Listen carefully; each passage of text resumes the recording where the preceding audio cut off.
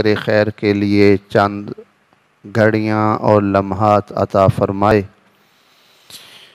حقیقتاً زندگی وہی ہے جو اللہ اور اللہ کے رسول صلی اللہ علیہ وآلہ وسلم کی یاد میں گزر جائے۔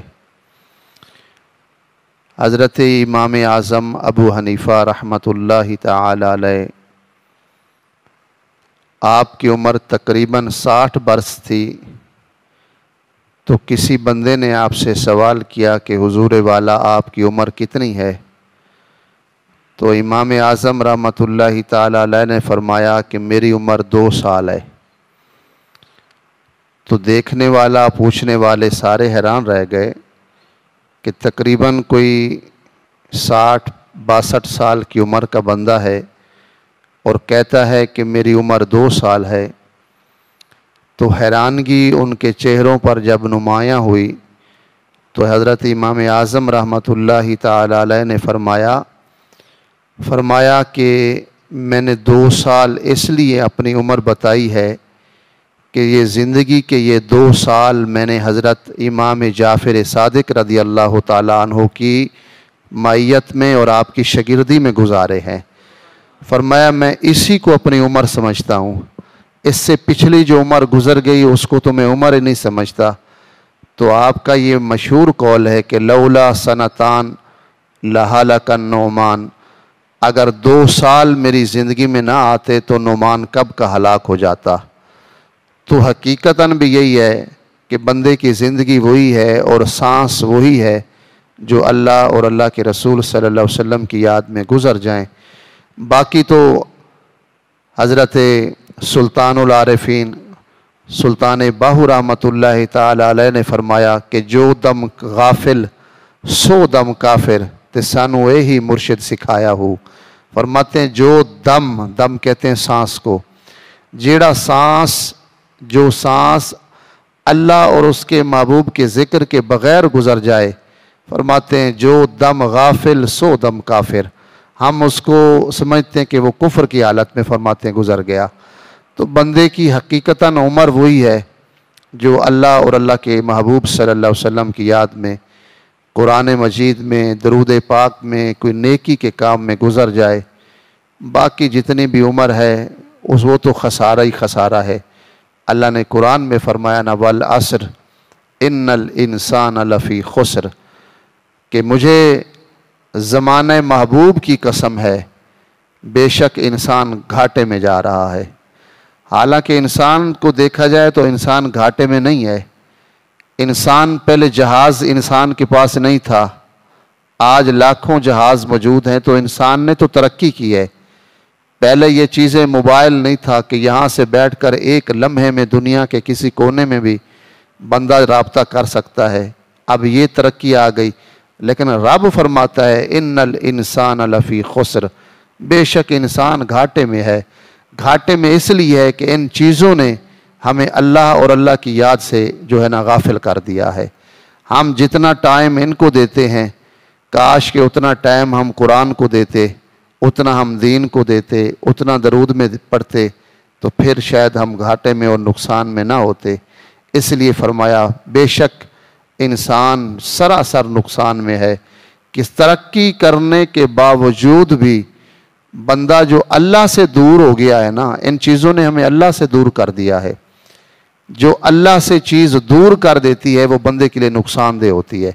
اس لیے انسان وہی ہے جو اس ٹیکنالوجی کے دور کے اندر بھی اپنے رب سے کنٹیکٹ میں رہتا ہے، اپنے اللہ سے وہ رابطے میں رہے، حقیقتاً وہ انسان ہے۔ اللہ کی بارگاہ میں دعا ہے اللہ ہمیں اپنے اور اپنے محبوب کے اور اپنے قرآن پاک کے ذکر میں اللہ ہمیں مشغول رکھے۔ اللہ ہماری زندگی اچھی گزارنے کی اللہ ہمیں توفیق عطا فرمائے۔ اور سچی بات یہ ہے کہ قرآن پڑھنے والا، قرآن پڑھانے والا، قرآن سے محبت کرنے والا، یہ قرآن ایسی شے ہے اس بندے کو بادشاہ بنا دیتا ہے۔ ہمیں قرآن سے محبت نہیں، ہمیں قرآن سے پیار نہیں، ورنہ قرآن اپنے پڑھنے والوں کو ایک دن بادشاہ بنا دیتا ہے۔ اللہ ہمیں قرآن کی سچی محبت نصیب فرمائے۔ लक़द कान लकुम फ़ी रसूलिल्लाहि उस्वतुन हसना। कुरान फरमाता है कि ताकीक मेरे रसूल की ज़िंदगी तुम्हारे लिए उस्वा-ए हसना है, यानी एक काबिल अमल नमूना है, तुम्हारे लिए एक नमूना है कि मेरे नबी ने किस तरह ज़िंदगी गुजारी। हमारे लिए हमारे नबी की ज़िंदगी का एक एक दिन, एक एक साल, एक एक महीना, बल्कि एक एक लम्हा हमारे लिए काबिल अमल नमूना है। हर शय हमारे नबी सल्लल्लाहु अलैहि वसल्लम की ज़िंदगी की हर शय महफूज है, और जो हम तक उलमा ने, सहाबा ने, मुहद्दिसीन ने एक एक चीज़ हुजूर सल्लल्लाहु अलैहि वसल्लम की हमें पहुँचाई। ये रविंद्रनाथ टैगोर बंगाली बहुत बड़ा शायर गुजरा है, बंगाली। इसको 1915 में तकरीबन नोबेल प्राइज़ भी मिला था इसको, इतना बड़ा शायर। और इसको बंगाली का शेक्सपियर कहते हैं। शेक्सपियर खैर सहाबा के सामने या अल्लाह वालों के सामने तो उसकी कोई औकात नहीं, कोई कितना भी बन जाए। मेरे नबी का एक लम्हे में जिसने दीदार किया, ईमान की हालत में जिसने एक लम्हे देखा, अल्लाह ने उसको इल्म और हिकमत के ख़जाने अता फरमा दिए। लेकिन दुनिया मिसाल देती है जी शेक्सपियर ये था और ये था। तो इस बंदे को, रविंद्रनाथ टैगोर को, बंगाली का शेक्सपियर कहते हैं।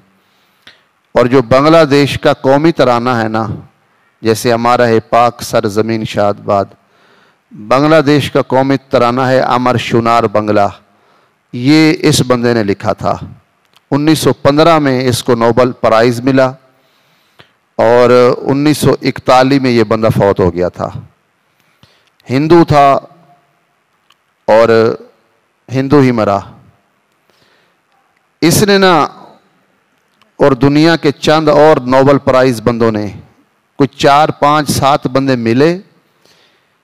इन्होंने एक मशवरा किया कि क्यों ना कोई ऐसा मज़हब बनाया जाए कि जिस मज़हब पर कोई इतराज़ ना कर सके, जिस मज़हब पर कोई उंगली ना उठाए। ये पढ़ा लिखा बंदा था, इसने अपने साथ पढ़े लिखे बंदे शामिल किए और इन्होंने एक मज़हब इन्होंने बनाया। कुछ बातें इस्लाम की, कुछ बातें हिंदू मत की, कुछ बुद्ध मत की, कुछ ईसाइयत की, कुछ यहूदियत की, यानी अच्छी अच्छी बातें। मज़हब तो खैर जितने हैं वो अच्छी बात सिखाते हैं, मज़हब बैर नहीं सिखाता, दुश्मनी नहीं सिखाता। तो ईसाइयत वो भी तो अल्लाह की तरफ से था, एक अच्छा मज़हब था, यहूदियत भी अल्लाह, लेकिन लोगों ने अपनी मर्जी की चीज़ें ऐड कर दी थी इसमें, इसलिए वो चीज़ें ख़त्म हो गई। और इस्लाम तो सारे का सारा, जिसको हम कह सकते हैं कि सर से लेकर पाँव के नाखूनों तक सारे का सारा अमन ही अमन है। इस्लाम जैसा तो कोई मज़हब है ही नहीं, क्योंकि अल्लाह ने कुरान में फरमाया इन्ना दीना इंदल्लाहिल इस्लाम। अल्लाह ने फरमाया दीन तो बड़े हैं, मगर जो रब को दीन पसंद है वो इस्लाम पसंद है। ये इस्लाम की तो बात ही ना करे ना, इस्लाम तो सारे का सारा ही सुभान अल्लाह। बहरहाल जो आपको बात सुनाना चाह रहा हूं कि ये 5-7 दुनिया के बंदे मिले, 5-7 बड़े बड़े पढ़े लिखे। इन्होंने इस्लाम में से अच्छी बातें, इस्लाम की सारी अच्छी बातें हैं, लेकिन ये जिसको अच्छी समझते थे, इस्लाम की, ईसाइयत की, यहूदियत की, बुद्ध मत की, हिंदुइज्म की, ये सारी इन्होंने बातें जमा करके ना एक किताब लिखी। और किताब लिखने के बाद उस किताब को पब्लिश किया, फैलाया और लोगों को दावत दी कि भाई अगर मज़हब इख्तियार करना है तो हमारा मज़हब इख्तियार करो, कि हमारे मज़हब पर कोई उंगली नहीं उठा सकता। हमने दुनिया के बेहतरीन मज़हब में से उनकी चीदा चीदा बातों को चुनकर जमा कर दिया है, लिहाजा हमारा मज़हब सबसे बेहतरीन है। अच्छा, हुआ ये कि चंद सालों में, 2-4 सालों में उस मज़हब के मानने वाले भी आ गए, बड़े लोगों ने उस मज़हब को कबूल भी कर लिया, लोग उनके साथ मिल भी गए, बड़े लोग मिल गए, क्योंकि ये बंदा पढ़ा लिखा था, नोबेल प्राइज़ भी इसको मिला हुआ था اور اس کو بنگالی کا شیکسپیئر بھی کہتے تھے۔ دوسری بات یہ ہے کہ انگریزوں نے اس کو بہت زیادہ عروج بھی دیا، اور پھر بہت سارے نوبل پرائز والے بندے اس کے ساتھ شامل بھی ہو گئے۔ تو جتنے بھی یہ ملحد قسم کے لوگ تھے نا، یہ سب نے اس مذہب کو قبول کر لیا کہ یار یہ مذہب اچھا ہے۔ بدھ مت بھی اس میں آ جاتا ہے، ہندو مت بھی ہے، اسلام بھی ہے، عیسائیت بھی ہے، یہودیت بھی ہے، سارے مذہب یہ اکٹھے ہیں، لہٰذا یہ مذہب بہت اچھا ہے۔ اب بہت سارے لوگوں نے مذہب قبول بھی کیا، اور چند سالوں میں اس مذہب کے ماننے والے لاکھوں میں پہنچ بھی گئے۔ اب ہوا کیا، کوئی 5 سال کے بعد اس مذہب کو لوگ چھوڑنے لگ پڑے۔ ایسا ایسا چھوڑتے چھوڑتے چھوڑتے ایک وقت ایسا آیا کہ اس مذہب کے ماننے والا ایک بندہ بھی نہیں تھا، سارے کے سارے ختم ہو گئے۔ جب سارے کے سارے ہٹ گئے نا، تو اس ربندر ناتھ ٹیگور سے پھر سوال کیا گیا کہ تمہارا مذہب بڑا اچھا تھا، تمہارا مذہب بہت زبردست تھا، لیکن ہوا کیا، چند لمحوں بعد، چند عرصے بعد، چند سالوں بعد تمہارے مذہب کے ماننے والے بندے ختم ہی ہو گئے۔ تو اس بندے نے جو جواب دیا نا، میں نے یہ سارا واقعہ وہ جواب دینے کے لیے آپ کو سنایا تاکہ آپ کے ذہن میں اس کا پس منظر بھی موجود رہے کہ یہ مذہب کیسے بنا، کیوں بنا، اور کس طرح اس کو ترقی ملی، اور اس کو زوال کیوں آیا۔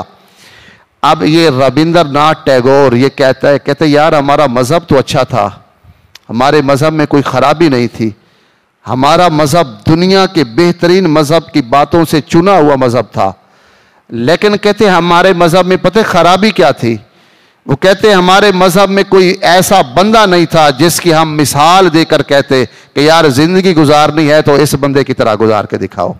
وہ کہتے ہیں ہمارے مذہب میں بندہ نہیں تھا۔ وہ کہتے ہیں اسلام کی سب سے بڑی خاصیت یہ ہے، اسلام کا سب سے بڑا پن یہ ہے، اسلام کے پھیلنے کا سب سے بڑا ذریعہ یہ ہے کہ اسلام کے ماننے والوں کے پاس ایک بندہ موجود ہے، وہ جب بھی دنیا میں مثال دیتے ہیں تو سیدھی محمد مصطفیٰ کی مثال دے دیتے ہیں۔ وہ کہتے ہیں اگر زندگی گزارنی ہے تو پھر آؤ ہم تمہیں بتائیں کہ ہمارے نبی صلی اللہ علیہ وسلم، وہ کہتے ہیں ہمارے پاس کوئی بندہ ہی نہیں تھا ایسا کہ جس کی ہم مثال دے کر دنیا کو کہتے کہ یار زندگی گزارنی ہے تو اس بندے کی طرح گزارو۔ ہمارے پیارے نبی حضرت محمد مصطفیٰ احمد مجتبیٰ صلی اللہ علیہ وآلہ وسلم کی تو ساری زندگی کو اللہ نے قرآن میں محفوظ کر کے لکھ دیا، لَقَدْ كَانَ لَكُمْ فِي رَسُولِ اللَّهِ أُسْوَةٌ حَسَنَةٌ۔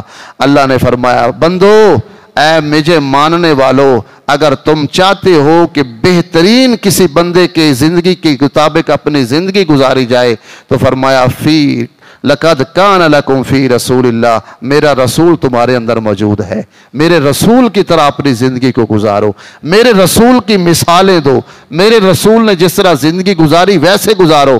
حضور چلتے کہتے تھے، حضور بیٹھتے کیسے تھے، حضور کھانا کیسے کھاتے تھے، حضور صلی اللہ علیہ وسلم جنگ میں کس طرح تشریف لے جاتے، حضور نماز کیسے پڑھاتے تھے۔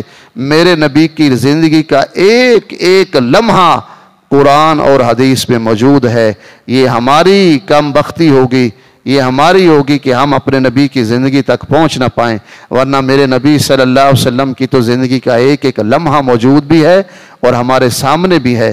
اس لیے ربندر ناتھ ٹیگور کہتا ہے ہمارا مذہب اس لیے نہیں چلا تھا، ہمارے مذہب کے پاس نمونہ عمل بندہ نہیں تھا، اسلام کے پاس محمد مصطفیٰ جیسا بندہ ہے۔ جب بھی وہ مثال دیتے ہیں تو ان کی مثال حضور تک پہنچ جاتی ہے کہ ہاں زندگی گزارنی ہے تو پھر محمد عربی صلی اللہ علیہ وسلم جیسے گزارو۔ ہمارے نبی کی زندگی کیسے ہے؟ میرے نبی حضرت محمد مصطفیٰ احمد مجتبیٰ صلی اللہ علیہ وسلم، تواضع اور انکساری کا عالم یہ تھا کہ میرے نبی صلی اللہ علیہ وسلم نے زندگی میں کبھی ٹیک لگا کر کھانا نہیں کھایا تھا، کبھی بھی نہیں۔ حضرت اماں عائشہ صدیقہ رضی اللہ تعالی عنہ فرماتی ہیں کہ میں نے ایک دن ازراہ سوال پوچھ لیا کہ میں نے آپ کو کبھی ٹیک لگا کے کھاتے نہیں دیکھا، تو میرے نبی صلی اللہ علیہ وسلم نے ارشاد فرمایا عائشہ میں اللہ کا عاجز بندہ ہوں اور میں چاہتا ہوں میں عاجزی میں بھی اپنی زندگی گزار کے چلا جاؤں۔ عاجزی اتنی ہے، کبھی ٹیک لگا کے کھانا، کبھی تکیہ لگا کے کھانا نہیں کھایا۔ ایک شخص حضور کے پاس آیا تو کانپنے لگا، تھر تھر، حضور کا روب تھا، کہ جو حضور کو دیکھتا تھا اس پر حضور کا روب، ایک نبوت کا روب ہوتا ہے. تو میرے نبی نے اس کے کندھے پہ ہاتھ رکھ کے فرمایا ڈر نہ، میں بھی ایک ایسی عورت کا بیٹا ہوں جو سوکھا گوشت کھا کے زندگی گزارا کرتی تھی. میں نبی ہوں، کوئی بادشاہ نہیں ہوں جو تمہیں مار دوں گا، میں نبی ہوں. یعنی انکساری کا عالم یہ ہے. اگر ہم اپنے نبی کی زندگی میں سے ایک تواضع اور انکساری کو بھی لے لینا تو اللہ کے نبی صلی اللہ علیہ وسلم نے ارشاد فرمایا جو بندہ عاجزی اور انکساری کرتا ہے اللہ اس کے رتبے کو بلند فرما دیتا ہے، اور جو بندہ تکبر اور غرور کرتا ہے اللہ اس کو ملیہ میٹ کر دیتا ہے. حضرت شیخ سعدی رحمۃ اللہ فرماتے ہیں میں 2 بندے میں نے ڈھونڈے ہیں، مجھے نہیں ملے. پوچھا گیا جی کون سا؟ فرمایا ایک وہ بندہ جس نے عاجزی کی ہو اور ذلیل ہوا ہو. میں نے ایسا بندہ نہیں دیکھا. عاجزی کی اور اس کو ذلت ملی، ایسا بندہ نہیں دیکھا. جس نے عاجزی کی ہے اللہ نے اس کو عزت عطا فرما دیا ہے. اور میں نے ایسا بندہ بھی نہیں دیکھا جس نے تکبر کیا ہو اور پھر اس کو عزت ملی ہو. فرمایا جس نے تکبر کیا ہے وہ ذلیل و خوار ہوا ہے. یہ 2 بندے نہیں دیکھے. عاجزی کرنے والے کو اللہ بلند عطا فرماتا ہے، بلند شان، اور تکبر کرنے والے کو، وہ شیخ سعدی فرماتے تکبر عزازیل را خار کرد بزندان لعنت گرفتار کرد. فرماتے ہیں یہی تکبر تو تھا جس نے شیطان کو شیطان بنا کر لعنت کے قید خانے میں ہمیشہ کے لیے قید کر دیا. آج دنیا میں گناہ کوئی کرتا ہے، کام کوئی کرتا ہے، لیکن لعنت شیطان پر ہو رہی ہے کہ یہ لعنتی شیطان کے کام ہے. تو تکبر اور عاجزی یہ ایسے متضاد چیزیں ہیں کہ اللہ کے نبی نے ارشاد فرمایا جو چاہتا ہے اللہ مجھے عزت دے وہ عاجزی اور انکساری والا بندہ بن جائے، اور جس کو چاہیے نا کہ اس کو ذلت اس کا مقدر بنے گی، دیکھو کہ وہ تکبر کر رہا ہے تو ایک نہ ایک دن اس کی ذلت اس کا مقدر بن کے رہے گی، کیونکہ جو تکبر کرتا ہے وہ ذلیل و خوار ہو جاتا ہے. عدی بن حاتم، یہ حاتم تائی کے بیٹے تھے، اپنی قوم کے قبیلے کے سردار تھے. مال غنیمت جب ملتا نا تو اس میں سے یہ 1/4 حصہ وصول کرتے، 1/4 حصہ. عدی بن حاتم کی بہن ایک جنگ میں گرفتار ہو گئی. جب گرفتار ہوئی تو اس نے حضور کی بارگاہ میں عرض کی کہ اے اللہ کے رسول میں حاتم تائی کی بیٹی ہوں، اگر میرے باپ کی سخاوت آپ کو پسند ہے تو مجھے معاف کر دیں. تو یہاں تک بھی علماء نے فرمایا کہ حضور نے اپنی چادر اس لڑکی کے سر پر حضور نے عطا فرمائی، وہ سر سے ننگی ہو گئی تھی. اور یہ بھی آیا کہ حضرت عمر فاروق کو اللہ کے نبی نے فرمایا عمر تمہاری چادر ہے یہ اس بچی کے سر پہ دے دو، بیٹی کے سر پہ رکھ دو. تو حضرت عمر فرماتے ہیں کہ انہوں نے جواب دیا کہ یا رسول اللہ یہ تو کافر کی بیٹی ہے. تو میرے نبی صلی اللہ علیہ وسلم کی الفاظ موجود ہیں، حضور نے فرمایا عمر بیٹی بیٹی ہوتی ہے، چاہے وہ کافر کی ہو یا مسلمان کی بیٹی. آج تو بیٹی کا وہ تصور ختم ہو گیا. آج تو اپنے بیٹیوں کا خیال نہیں رکھ رہے، دوسروں نے کیا کرنا ہے. ہوس اور یہ بھوک، جنس کی ایسی بھوک اٹھی ہے دنیا میں کہ بندے کی اپنی بچیاں اپنے گھر میں محفوظ نہیں ہوتی، باہر بندہ کس سے کیا امید رکھے. اللہ معاف فرمائے 2-2 سال کی بچیاں ہیں، 4-4 سال کی بچیاں ہیں، 6-6 سال کی بچیاں، ان کے ساتھ جو کچھ ہو رہا ہے یہ آپ بھی جانتے ہیں، میں بھی جانتا ہوں. روز اخبار پڑھیں آپ کو روز ایسے واقعات بھرے ملیں گے. یہ ہوس اس پہ جب تک ہم قابو نہیں پائیں گے اس وقت تک یہ برائی ختم نہیں ہوگی.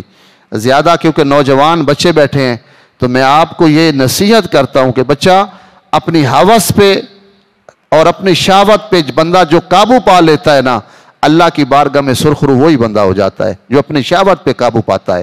یہ نہیں ہے شیطان کا کام ہے ابھارنا.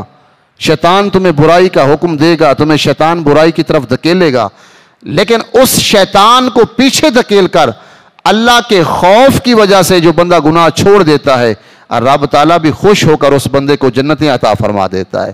ہاں اللہ کا قرآن کہتا ہے نا، آپ سورۃ الرحمن پڑھیں، اللہ کا قرآن فرماتے وَلِمَنْ خَافَ مَقَامَ رَبِّهِ جَنَّتَانِ. اللہ فرماتے ہیں جو میرے خوف کی وجہ سے گناہ چھوڑ دیتا ہے اللہ فرماتے ہیں میں اس کو 1 نہیں 2 جنتیں عطا فرماتا ہوں. حضرت عمر فاروق کے دور میں ایک لڑکا، اس کو ایک عورت برائی کی طرف بلاتی تھی تو وہ ہر روز بچ جاتا. ہر روز. ایک دن اس نے کہا اچھا میں آج آؤں گا. جب اس کے گھر کے پاس جانے لگا نا تو اس کے دل میں درد اٹھا. اس نے کہا یار تو گناہ کی طرف جا رہا ہے اور مدینہ میں رہ کر تو گناہ کی طرف جا رہا ہے. جب اس کے دل میں یہ بات آئی تو اس کو ہارٹ اٹیک ہوا, بندہ مر گیا. کیونکہ یہ اس کے ایک دل کی کیفیت تھی کہ یار مدینہ میں, اب تو مدینہ میں اللہ جانے سینما کھول گئے, پتہ نہیں کیا کیا کھولا جا رہا ہے, اب بہت کچھ ہو رہا ہے اور مندر بھی بن گئے.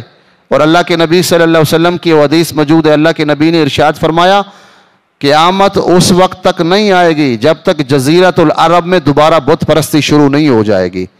قیامت اب دوبارہ جزیرۃ العرب میں بت بھی بنائے گئے, بت خانے بھی بنائے گئے اور سب کچھ ہو رہا ہے. سینما خانے بھی بن گئے, شراب خانے بھی کھل گئے, سب کچھ ہو.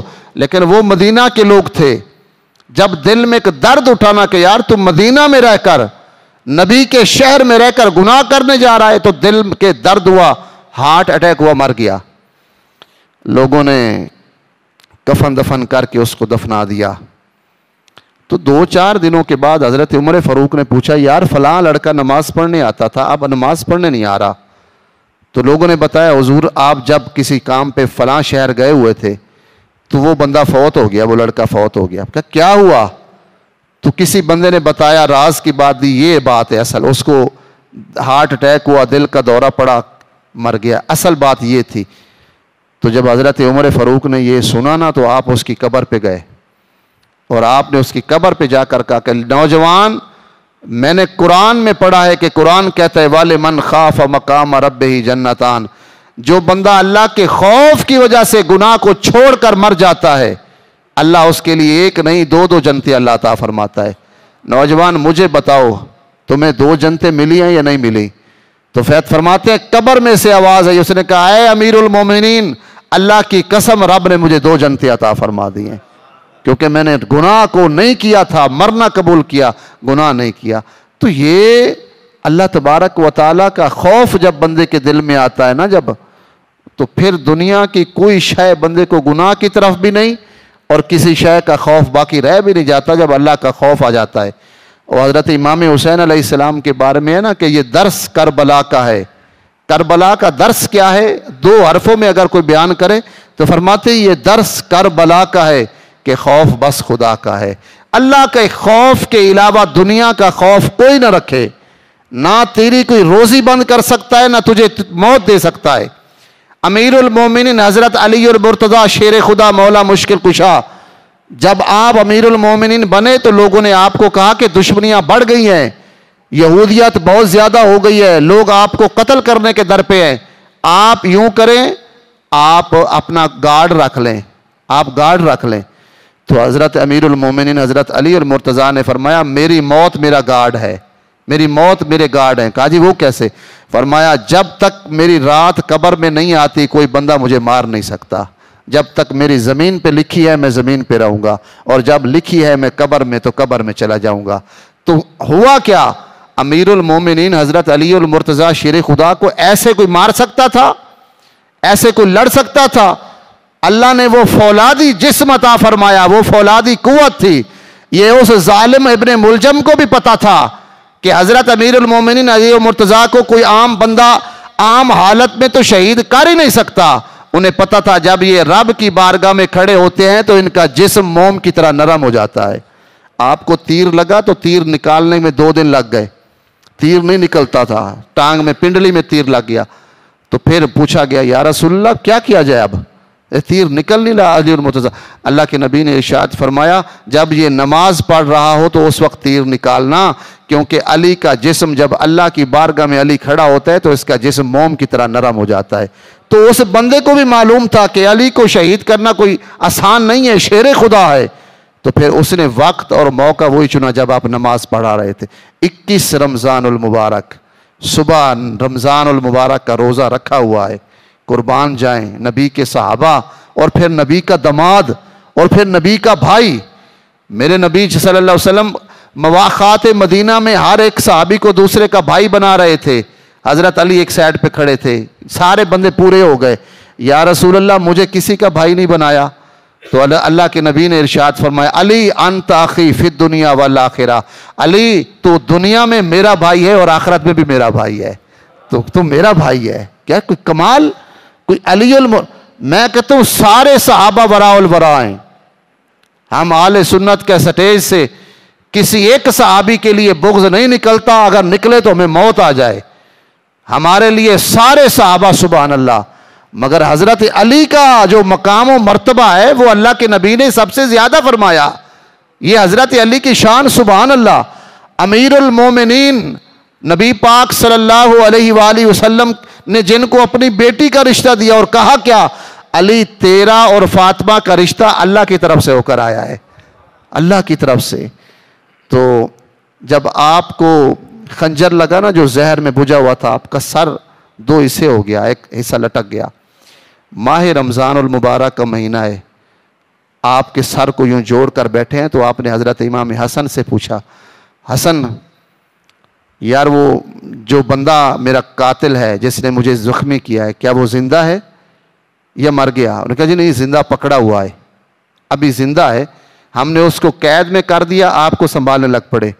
قربان جاؤ نبی صلی اللہ علیہ وسلم کے صحابی پر. فرمایا یار رمضان کا مہینہ ہے، ہو سکتا ہے اس نے روزہ رکھا ہو اور مجھے مارتے ہوئے اس کو پیاس بھی لگی ہو، کہا پہلے جا کر اس کو پانی پلا کر آؤ، میں زندہ رہا تو میں اپنا بدلہ لے لوں گا، اگر میں شہید ہو گیا، اگر دنیا سے چلا گیا تو فرمایا پھر اس کو معاف کر دینا، پھر بھی اس کو چھوڑ دینا. یار یہ ہیں ہمارے نبی پاک صلی اللہ علیہ وسلم کے تربیت یافتہ. ہم ایک بندے کو روپیہ نہیں معاف کرنے پہ راضی ہوتے، ہم دل میں حسد اور بغض رکھ کر بیٹھ جاتے کہ تھوڑی سی بات ہو جائے.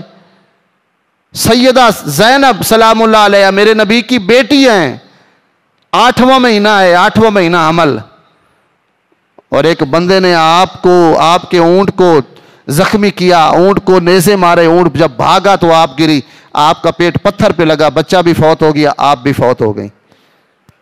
8واں مہینہ. یار نوجوان بیٹی ہو، حمل بھی ہو، بچہ بھی آنے والا ہو، باپ کتنا خوش ہوتا ہے، ماں کتنی خوش ہوتی ہے، اور میرے نبی صلی اللہ علیہ وسلم کتنے خوش ہوں گے کہ میری بیٹی کا جو ہے اللہ ان کو بچہ دے گا، اور پھر وہ فوت ہو جائے اور کسی کے وجہ سے فوت ہو جائے. وہ بندہ بھاگ گیا. بہت عرصے کے بعد اس کے بھائی نے اس کو ملا ملک شام میں، تو اس کے بھائی نے اس کو کہا، اس نے کہا کب تک بھاگتا پھرے گا، محمد عربی کے غلام تو پوری دنیا میں چھا رہے ہیں، کیا دنیا کے ہر کونے میں اب نبی کے غلام آ رہے ہیں، تو کب تک بھاگتا پھرے گا؟ اس نے کہا اب کیا کروں، میں نے جرم اتنا بڑا کیا ہے، نبی کی بیٹی میرے ہاتھوں سے قتل ہو گئی ہے، میں نے کوئی چھوٹا جرم نہیں کیا.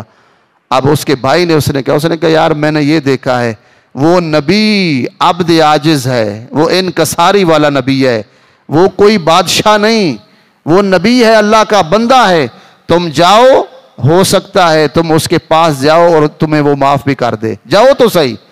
کہتے رات کو آیا، حضور درس دے رہے تھے، منہ چھپایا ہوا ہے، منہ پہ منڈاسا مارا ہوا ہے، آ کر بیٹھ گیا، باتیں سنتا رہا. کہنے لگا کھڑا ہو کر، یہ ایک سوال کروں، اگر آپ کی بیٹی کا قاتل آپ کے سامنے آ جائے تو آپ معاف کر دیں گے؟ اب میرے نبی کی آنکھوں میں آنسو بھی آئے، حضور رو بھی پڑے.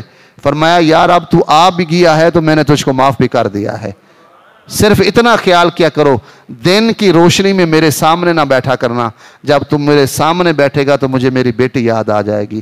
یار حضور تو اتنے کمال انسان ہیں، حضور کی مثالیں تو دے دے کر ہم صرف سننے تک تعلق رکھتے ہیں، ہمیں حضور کی زندگی سے اب کوئی سروکار نہیں رہا. ہم معاف کرنا بھول گئے ہیں، ہم ایک دوسرے پر رحم کرنا بھول چکے ہیں.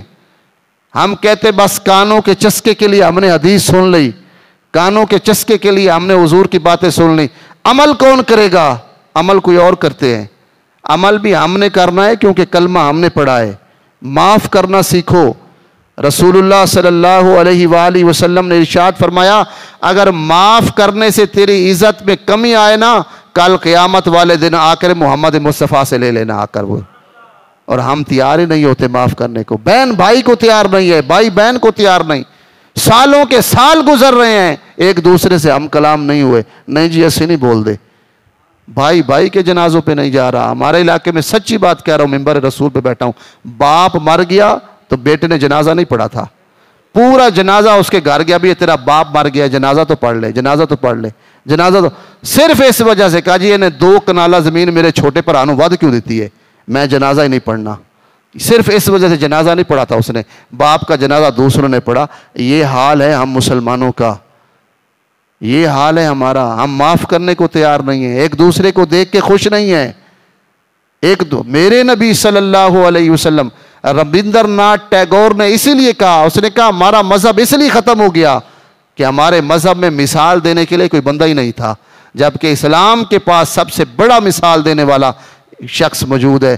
جب بھی کسی بندے پہ مشکل وقت آئے وہ کہیں نہ دیکھے، وہ کہتے ہیں نا مرنے کی طرف دیکھ نہ جینے کی طرف دیکھ، جب چوٹ لگے تجھ کو تو مدینے کی طرف دیکھ، جب تجھے کوئی ستائے نہ پھر یہ دیکھ کہ میرے نبی کو کس طرح ستایا گیا تھا، پتھر اتنے مارے گئے کہ جوتے خون سے بھر گئے، حضور کھڑے نہیں ہو سکتے، کندھوں یہاں بغلوں میں ہاتھ ڈال کر وہ طائف کے گنڈے کھڑا کرتے، پھر حضور کو پتھر مارتے، مگر پھر بھی حضور نے تو معاف ہی کر دیا۔ ہم معاف کرنے کو تیار نہیں ہیں، ہم ایک دوسرے پہ راضی نہیں ہوتے، پتہ نہیں ہم کب سمجھیں گے اور کب ہم رسول اللہ صلی اللہ علیہ وسلم کے سچے غلام بنیں گے۔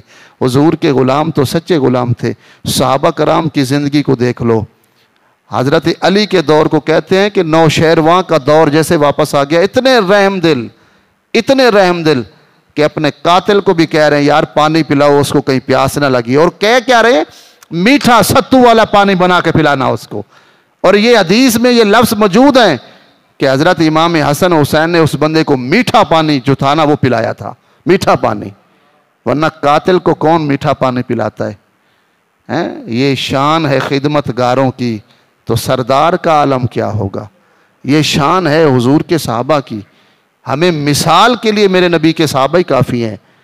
حضرت سیدنا زین العابدین، آخری بات سنیں، میدان طبیعت کیونکہ آپ کو پتہ ہے خراب تھی، محرم شریف میں سید الشہداء حضرت امام علی مقام کا وہ ذکر نہیں کر سکے جو کرنا چاہیے تھا، اللہ صحت دے، پھر وقتاً فوقتاً انشاءاللہ ذکر ہوگا کہ حقہ کے بنا لا الہ است حسین، حسین کے علاوہ تو ہمارا اسلام پورا ہی نہیں ہوتا۔ وہ علامہ اقبال رحمۃ اللہ تعالی علیہ نے فرمایا نا کہ اسلام کے دامن میں بس 2 ہی تو چیزیں ہیں، وہ کہتے ہیں اسلام کے دامن میں بس 2 ہی تو چیزیں ہیں، ایک سجدہ شبیری، ایک ضرب ید اللہ۔ وہ فرماتے اسلام کے دامن میں 2 چیزیں ہیں، آج وہ سجدے کے لیے زمین ترس گئی ہے کہ کوئی شبیر سا سجدہ بھی تو کر کے دکھائے آ کر، ہم تو وقت کی خانہ پوری کے لیے آتے ہیں، بعد نماز پڑھی اور بس جوتی پھڑی، وہ سجدہ کہاں گئے جو سیدنا شبیر نے سجدے کیے تھے، کاش ہمیں وہ سجدے نصیب ہو جائیں۔ زمین ترستی ہے کہ وہ لوگ کہاں گئے جو سجدہ بھی کرتے تھے اور آنسو بھی بہاتے تھے، ان کی زمین آنسوؤں سے تر ہو جاتی تھی، آج وہ چیزیں ختم ہو گئیں۔ امام زین العابدین جنہوں نے واقعہ کربلا پورے کا پورا اگر کسی نے دیکھا ہے تو حضرت امام زین العابدین یا سیدہ زینب سلام اللہ علیہا، وہ 4 5 یا 8 مہینے بعد امام زین العابدین گھر میں تھے تو ایک بندہ دروازہ رات کو اس نے کھٹکھٹایا، کہا جی عراق میں میرے اوپر قتل کا الزام لگ گیا ہے، جبکہ میں نے قتل نہیں کیا، تو میں وہاں سے بھاگ کر مدینہ میں پناہ کے لیے آیا ہوں، تو مجھے آپ پناہ دے دیں، جب معاملہ ٹھنڈا ہو جائے گا تو میں واپس چلا جاؤں گا۔ تو حضرت امام زین العابدین نے دروازہ کھول دیا، کھانا لائے، وہ بندہ 3 مہینے کہتے رہا، مختصر 3 مہینے وہ بندہ رہا موجود حضرت امام زین العابدین کے گھر، صبح دوپہر شام روٹی بھی، پانی بھی، وضو کے لیے پانی، سارا کچھ آپ دیتے رہے۔ 3 4 مہینے کے بعد اس کو خبر ہو گئی کہ معاملہ وہاں رفع دفع ہو گیا ہے، اصل قاتل پکڑا گیا ہے، لہٰذا تم واپس چلے آؤ۔ وہ 4 مہینے بعد جب واپس جانے لگا تو اس نے اجازت مانگی، حضور اجازت، فرمایا ٹھیک ہے۔ آپ نے شہد، گھیوں اور اس کے علاوہ آٹا اور بہت ساری چیزیں آپ نے اس کو باندھ کے دی کہ یار تو 3 4 مہینے گھر سے باہر رہا ہے، تیرے بچے چھوٹے، کمانے والا کوئی نہیں تھا، وہ بھوکے پیاسے ہوں گے، یہ تمام چیزیں لے جاؤ۔ وہ گھی کا بہت بڑا کنستر بھرا ہوا ہے، آٹے کا بہت بڑا تھیلا ہے، بندے بھی بھیجے ساتھ، سواری بھی دی، اور جب وہ جانے لگا تو وہ سواری سے اتر کر نیچے امام زین العابدین کو آ کر پتہ کیا کہتے سونے مجھے لگتا ہے آپ نے مجھے پہچانا نہیں ہے۔ تو آپ نے فرمایا بھئی میں نے پہچان لیا ہے، اب میں آپ کو جانتا ہوں۔ اس نے پھر یہی سوال، نہیں، آپ نے فرمایا پہچان۔ وہ گھوڑے کے پاس گیا، لگام پکڑی، پھر واپس آ گیا، کہتے جی اگر آپ نے مجھے پہچانا ہوتا تو اتنی شفقت اور رحمت نہ کرتے جتنی آپ نے کی ہے. ایک بندے کو اتنا کچھ دے رہے ہیں, 3 مہینے کھانا بھی کھلایا, گھر پہ بھی رکھا, اور جاتے ہوئے اتنا مال و متاع بھی دے رہے ہیں, تو آپ نے مجھے پہچانا نہیں. تو حضرت امام زین العابدین رضی اللہ تعالیٰ عنہ, سید سجاد آپ کا لقب ہے, زین العابدین آپ کا لقب ہے, آپ کا اصل نام علی ہے. علی حضرت امام حسین کے یہ بیٹے ہیں, ان کا نام اصل علی ہے. اور زین العابدین کیوں کہتے ہیں؟ فرماتے ہیں کہ اس دور میں جتنے بھی عبادت گزار تھے, جتنے بھی تھے, بڑے بڑے صحابہ تھے یا جو تابعی تھے, لیکن سیدنا زین العابدین سب سے زیادہ عبادت گزار بندے تھے. آپ کا نام سید سجاد بھی ہے. سجاد کہتے سجدہ کرنے والا. آپ سے بڑھ کر اس وقت میں کوئی زیادہ سجدے کرنے والا نہیں تھا. آپ کی ساری دن اور ساری راتیں اللہ کی بارگاہ میں سجدے کرتے ہوئے گزر جاتی. والذین یبیتون لربہم سجدا وقیاما, یہ کیسے لوگ تھے جن کی راتیں قیام میں اور سجدوں میں گزر جاتی. اس بندے نے وہ لگام چھوڑ کر پھرا کر کہا, آپ سید سجاد, مجھے لگتا ہے آپ نے پہچانا نہیں. آپ نے فرمایا میں نے پہچانا ہے. تو کہا پھر اتنی مہربانی کیوں, اتنا کرم کیوں, آپ نے پہچانا ہی نہیں ہے. فرمایا جس وقت میدان کربلا میں میرے باپ حسین علیہ السلام کا سر تن سے جدا کیا جا رہا تھا, وہ جو خنجر تھا نا وہ تیرے ہاتھ میں تھا. تو نے میرے باپ کے بال پکڑ کر, میرے باپ کا جب سجدے میں تھا حسین, تو نے میرے باپ کا سر کاٹا تھا. میں اپنی آنکھوں سے میں نے تمہیں دیکھا تھا. کہا جی اتنا کچھ ہونے کے باوجود پھر آپ مجھ پہ اتنا کرم کیوں قرار کر رہے ہیں؟ تو فرمایا وہ تمہارے بڑوں نے شاید تمہیں یہی سبق دیا ہوگا, میرے نانے محمد مصطفیٰ نے تو مجھے معاف کرنا سکھا دیا ہے. یا رسول اللہ, یا رسول اللہ, تم جفا کرتے رہے, ہم وفا کرتے رہے, اپنا اپنا کام تھا, دونوں ادا کرتے رہے. یار معاف کرنا سیکھو, ایک دوسرے کا خیال کرنا سیکھو. چند دن کی زندگی ہے, مر جانا ہے. پہلی ایک لمحے کے بعد ہی فرشتوں نے اٹھا دینا ہے. اٹھ بھائی, بتا دنیا میں کیا کرتا رہا ہے. ایک لمحے کے بعد فلمیں دیکھتا رہا, ڈرامے دیکھتا رہا, کیا کرتا رہا, کیا کرتا کیا رہا, پھر پتہ چلے گا کہ میں نے زندگی کس طرح گزاری. اور ہائے پھر پچھتائے. اب پچھتائے کیا ہوا جب چڑیاں چوگ گئیں کھیت. ہمارے لیے ہمارے نبی کی زندگی قابل عمل نمونہ ہے. ہم مسلمان ہیں, ہمیں چاہیے ہم اپنی زندگی کے شب و روز کو اپنے رسول کے طریقے پہ گزاریں. اللہ انشاءاللہ حضور کی زندگی کے صدقے ہمیں دنیا میں بھی کامیابی دے گا, اللہ آخرت میں بھی کامیابی دے گا. دعا ہے اللہ ہمیں نیک کام کرنے والا بنائے, ہمیں نمازی بنائے, ہمیں ایسا نمازی بنائے کہ جس نمازی کے لیے زمین آج ترس رہی ہے کہ وہ سجدے, وہ غازی کہاں ہیں, وہ نمازی کہاں ہیں. ہمیں اللہ ایسی نمازیں پڑھنے والا بنائے. جن دوستوں نے سنتے ادا فرمانی ہیں وہ سنتے ادا کر سکتے ہیں. آمین. وآخر دعوانا ان الحمد للہ رب العالمین.